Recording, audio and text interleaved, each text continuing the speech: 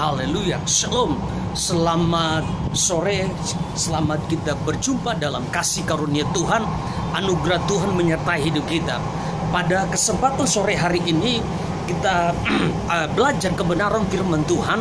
Dan besok kita akan masuk di hari weekend. Dan mari kita selalu bangun hubungan yang lebih serius dengan Tuhan, lebih sungguh-sungguh dengan Tuhan. Kenapa saudara? Karena pergumulan yang kita hadapi hari-hari ini adalah pergumulan yang sedang membawa manusia mau tidak mau kita cari Tuhan. Kalau kita tidak cari Tuhan, kita bisa stres, kita bisa mengalami kegalauan, kita bisa mengalami ketakutan yang berlebihan, bahkan bisa membawa kita depresi saudara, sehingga kita kehilangan pengharapan dan sebagainya. Tetapi sebagai anak-anak Tuhan, mari kita belajar kebenaran firman Tuhan yang datang kepada saudara saya pada kesempatan sore hari ini. Mari kita tetap sungguh-sungguh kepada Tuhan.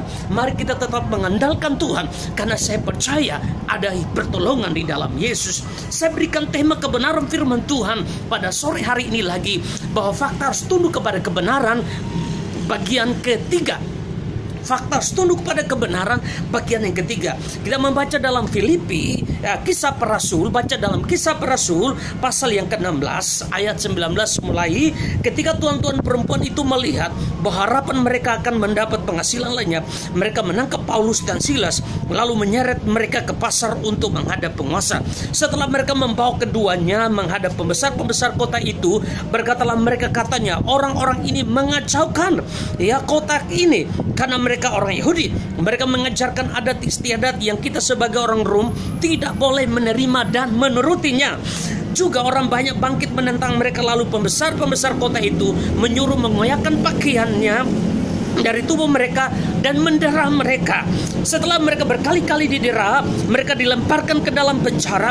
Kepala penjara diperintahkan untuk menjaga mereka dengan sungguh-sungguh. Sesuai dengan perintah itu, kepala penjara masukkan mereka ke ruang penjara yang paling tengah, membelenggu kaki mereka dalam pasungan yang kuat. Tetapi kira-kira tengah malam Paulus dan Silas berdoa, menyanyikan puji-pujian kepada Allah, dan orang-orang hukuman lain mendengar mereka.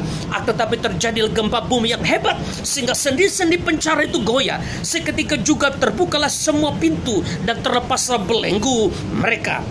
Ketika kapal penjara terjaga tidurnya dan melihat pintu-pintu penjara terbuka, ia menghunus pedangnya hendak membunuh diri karena menyangka bahwa orang-orang hukuman itu telah melarikan diri. Nah, saudara kekasih firman Tuhan, pada kesempatan sore hari ini datang kepada saudara dan saya, membawa kita merenungkan bahwa fakta harus tunduk kepada kebenaran. Ketika Paulus dan Silas memberitakan firman Tuhan, memberitakan nama Yesus, maka mereka ditangkap di penjara karena dianggap mengajarkan adat istiadat budaya yang bukan diajarkan oleh kerajaan Romawi. Pada zaman itu Romawi berkuasa mengendalikan, menjadi negara yang mengendalikan muka bumi ini. Nah, sehingga mereka diadukan kepada pembesar. Mereka diadukan. Nah, menyebabkan saudara ketika diadukan ke pembesar-pembesar, tokoh-tokoh orang-orang Romawi, bahkan tokoh-tokoh agama, maka Paulus dan Silas ditangkap. Nah, pada saat ditangkap, mereka didera saudara, mereka dianiaya, mereka dituduh, difitnah dan sebagainya, dan mereka menghadapi ancaman aniaya yang luar biasa. Mereka disiksa, dan kepala orang-orang daripada pembesar Romawi, orang-orang hebat yang ada pada zaman itu, mereka menyuruh agar prajurit-prajurit menangkap Paulus dan mengikat tangan kaki mereka dan dengan Silas, dan mereka keduanya dimasukkan ke dalam penjara. Pada saat mereka dimasukkan ke dalam penjara, saudara, kita melihat Paulus dan Silas, mereka tidak kecewa dengan Tuhan, mereka tidak kecewa dengan Tuhan, mereka tidak marah dengan Tuhan Yesus, mereka tidak kepahitan dengan Tuhan, karena sebagai manusia biasa mereka masih berpikir, kalau keadaan begini, kenapa kami buat baik kok kami didera, kenapa kami buat baik kok kami dianiaya, kenapa kami buat baik kok kami masukkan dalam penjara, kenapa kami memberitakan nama Yesus kok kaki tangan kami diikat, dibelenggu, difitnah, dicaci maki. Tetapi mereka tidak melakukan melakukan keputusan yang menjauh dari Tuhan, yaitu tidak kepahitan, tidak kecewa, tetapi mereka semakin Di tengah malam Paulus dan Silas menyembah Tuhan. Di tengah malam Paulus dan Silas memuji Tuhan. Mereka berdoa, mereka naikkan pujian kepada Tuhan, mereka naikkan ucapan syukur kepada Tuhan, sehingga orang-orang di tahanan itu semua mendengar Paulus dan Silas lagi menyembah dan memuji Tuhan. Dan kita melihat kebenaran firman Tuhan pada kesempatan sore hari ini, menjelang kita masuk di hari raya besok, weekend besok. Mari kita pegang kebenaran firman Tuhan, mari kita pegang janji Tuhan. Paulus dan Silas, mereka tidak kecewa dengan Tuhan, tetapi di tengah malam Paulus dan Silas memuji Tuhan. Di tengah malam Paulus dan Silas menyembah Tuhan, sehingga mujizat terjadi, kemenangan terjadi. Pintu-pintu penjara terbuka. Pintu-pintu penjara terbuka. Kamar pintu mereka yang di tengah, di penjara yang paling tengah pun terbuka.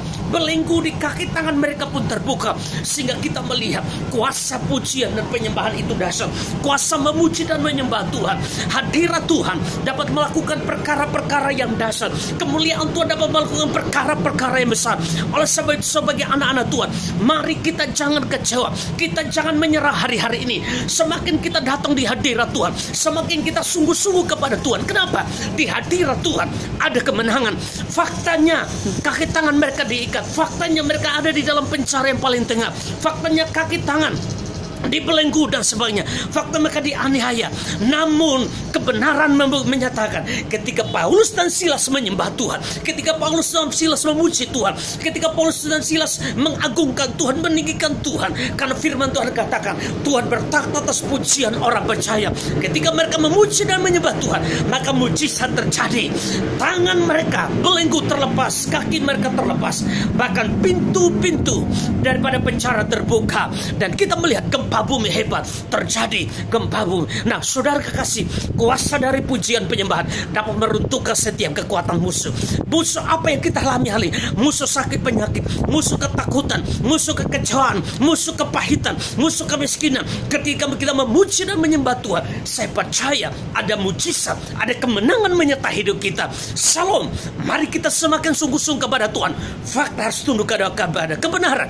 Kebenaran membuktikan bahwa Paulus dan Silas dibebaskan. Paulus penjara terbuka, bahwa kekuatan dunia ini tidak mampu bertahan di hadirat Tuhan. Di dalam doa pujian dan penyembahan ada mujizat, ada kemenangan. Salam, Tuhan Yesus berkati.